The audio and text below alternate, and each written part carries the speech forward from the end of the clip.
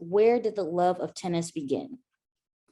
Oh, cool. I think when my aunt taught me how to play when I think I was like maybe 3 or 4. I just really love competing. I'm a very competitive person. And I also love to travel, which is because of tennis, because I started at a young age and we were always traveling. So I think that love came from me just constantly trying to get better. And then when I started getting good and winning, I'm like, okay, I really like doing this. And I just kept trying to go as far as I could. So I think it started at a very young age, probably like maybe 7, because I started playing tournaments at 6. So what made you want to stay in college tennis? And your college tennis journey, has been, you literally just hopped out of college to go right back in it. You didn't think to give yourself a little break in between there. So what made you want to stay in it? To be honest, I've always wanted to be a tennis coach. And when I was in college, and that's like the grad assistants who were helping me really inspired me to want to coach college tennis. So, I mean, when I finished, my mind was set on like 100% on coaching college tennis. I wanted to do everything I could to learn and get that experience to jump into this career. So I've always wanted to be a college coach. Amazing. So I'm going to ask you something not really dedicated to college tennis. This is more about professional tennis, but we're starting to see a new generation of tennis players. The people that we grew up watching are getting ready to retire. I feel like Serena is going to retire any minute now. Roger Federer, I know, very sad. I'm very sad about it as well. Fingers crossed. I'm hoping, I hope she gets that last slam before Just she one more. I'm praying on it. Yeah. But what players have stood out to you most recently in this new generation? In the new generation, of course, like Coco Gauff. I actually got to see her play a couple of years ago at like a local tournament. I mean, not local, but just one of the lower professional tournaments. It was in Baton Rouge, which is where I was residing at the time. So it was really cool seeing her play. And even when I spent time with USTA, there was a lot of up and coming transitioning pros like Haley Baptiste and some others. I can't remember their names at the moment, but I think the one that stands out the most is Coco Gauff, just because, I mean, she handles herself so well and she carries herself well. She's a good fighter, really good competitor. I also like Osaka. I don't know if she's considered in that generation. I think so. Oh yeah, I would say. I mean, she's close to our age, but yeah, she's right there. I would say anyone our generation. Serena is like that new generation, the old, and then I'd say like newish, not new, but like older is like Sloane and Maddie, and you're just really starting to see like everyone that grew up watching Serena are now kind of like coming and taking the reins, and then you're starting to see, even more creating their own legacy. Exactly. So now you're starting to see Coco and Naomi and Haley Baptiste and all these other players starting to play, which is pretty cool. All from two little Black girls to so many now. That's amazing to see that, because I didn't see that growing up. Yeah. So I have to ask, what is the best part of being a college tennis coach? I think what I love most, I mean, I guess for sure working with my team, just because I coach men and women. So it's a daily challenge, but I love it because I have 8 on both sides, so 16 plus my assistant coach. I have different personalities. The majority of them are international, and it really challenges me to be the best leader because I have to constantly adapt. I have to always find ways to be creative and get across like what I'm trying to get them to do, and so they can buy into the process. So I really love that because I'm a creative person and I love problem solving. So I feel like there's always something for me to do and something for me to figure out to help them be the best that they can be, which in turn help me be the best. So I think that, and with college coaching, it's just a collaborative effort. I love working with other people to accomplish a common goal. So that's what I love the most. And traveling, of course. Of course. I mean, this is the only sport where you get to travel everywhere. Yep. And we're in season, so we're on the road. Exactly. Yeah. So I have to say, we're starting to see more coaching opportunities for Black women in all sports. You've got Dawn Staley, who's the head coach of the South Carolina Gamecocks. I can't remember the head coach for Arizona. And granted, these are women's basketball coaches, but we're starting to see female coaches kind of take the reins at, in all sports. And would you say that's been some inspiration to kind of see those coaches at the highest level of their sports, kind of take the reins in a predominantly male dominated arena? Yeah, for sure.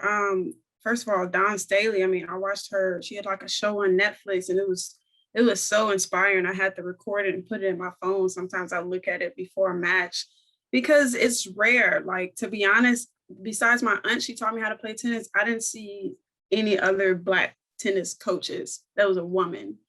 The first time was, or the next time was when I was in college. We had some grad assistant coaches, and then the first head coach I saw was Coach Nikki at FAMU. So very rare. The numbers are still very small with tennis, but it's inspiring knowing that there's so many trailblazers paving the way. So it's exciting too, because hopefully the next generation, they see that there are more Black women coaches and that we actually stick together. Like, even at the convention, we all went to dinner. So I think that's good for the next generation to see that even though we're all coaching at different schools, we still try to connect and show love to each other and not compete with each other like outside of the tennis part, but like more lift each other up. And I think that's the best thing you can ask for. What does being a Black female college tennis coach mean to being a young Black female college coach mean to you? Being a Black female tennis coach for me is a privilege. It's something that I love. It's not like a job. I get to wake up and fulfill my purpose that I feel, and it helps me become a better person. It helps me motivate others, which is something I love to do. And I love to promote stories and life journeys. And being a coach is so amazing because I'm connected to so many different people on their journey. And the one thing that connects us is tennis. So it's really a privilege to be in that position, and I'm super thankful. You played college tennis at a HBCU. Mhm. And that's really interesting because I didn't really go through that process. And I want to know, how did playing college tennis at a HBCU prepare you to be a coach at a HBCU? How did it prepare me to be a coach at an HBCU? Because a lot of the things that they say about being at a HBCU, and again, I am from Los Angeles, so growing up, I didn't hear a lot about going to play at these schools. I couldn't even name a HBCU until. I'm gonna be honest, I didn't either. I mean, I'm from Chicago, but I knew someone at Southern, but I didn't know any.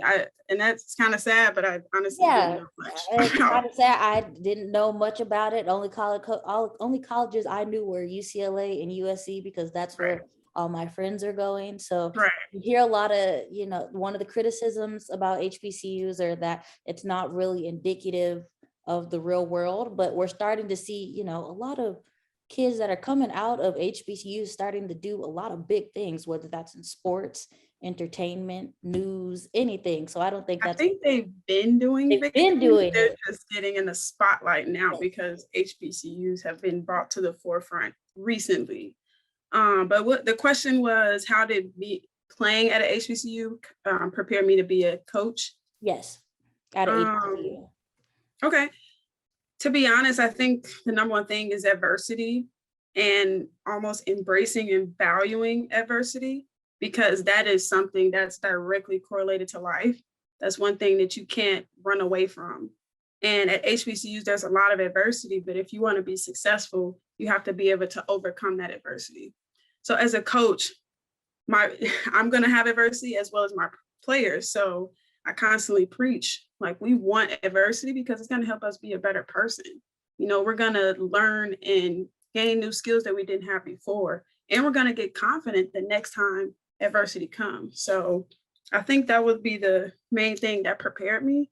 But I think the culture at HBCUs it was hands down the best experience for me. I mean, being from Chicago, obviously I hadn't been in the South a lot. So I learned a lot about, even my culture and just the South. And the people are really nice in the South. That Southern hospitality is very true. So, and they love to eat, and I love to eat. So, yeah. But I think that, like I said, adversity in that family environment, I think when I was in school, it was just a family environment. I can literally call every single one of my teammates right now, and it's been years since I graduated. So that's big for me as a coach to try to create that family environment as much as I can for my team so they can be able to say the same thing moving forward. Awesome. The last question that I have for you is, what advice would you give to Black college coaches who are just getting started? Is this any coach or just women coaches or It could be any coaches, any coaches.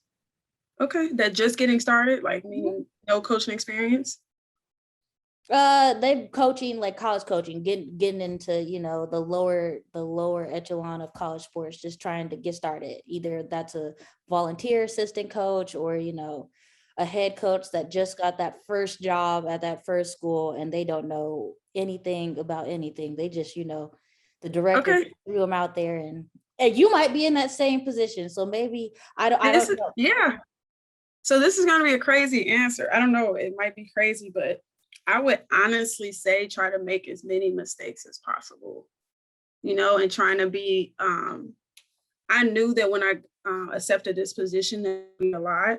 So anything that happened, I already knew in the back of my head, I'm gonna have to deal with it. But the one thing I told myself was to just handle my mistakes with grace, like make as many mistakes as possible, but also reflect on that. So, you know, writing down my lessons learned and try to not make that mistake again. But for me, I'm big on it's like literally a pet peeve of mine to not to make the same mistake twice. Like I hate doing that. So I feel like I'm not learning and growing. So that would be my advice. Try to make as many mistakes as possible and then don't make that mistake again. And then, you know, keep track of your lessons learned so you can help somebody else because they may be in a similar situation. Coaching is like the art of coaching, right? Like everybody's doing the same thing, they're just saying it in a different way, right? But the things that are different that people need help with is the experiences that happen day to day. Like when I'm calling my mentors, I'm like, how did you deal with this situation? You know, with the player, with the administration. It's a lot less related to tennis and more like managing and leading. So in that aspect, I would say just try to make as many mistakes as possible and then don't make them again. And then just be a sponge, you know, be proactive in your learning and try to learn as much as you can because it's always something to learn. It's always something to do. And that's the fun part to me. So that's what I would say. Okay, awesome. Well, this was a very quick interview. I only had Okay, 8 questions. You know, I okay, told you cool. to block off 30 minutes, but I knew it wasn't going to take 30 minutes. But Okay.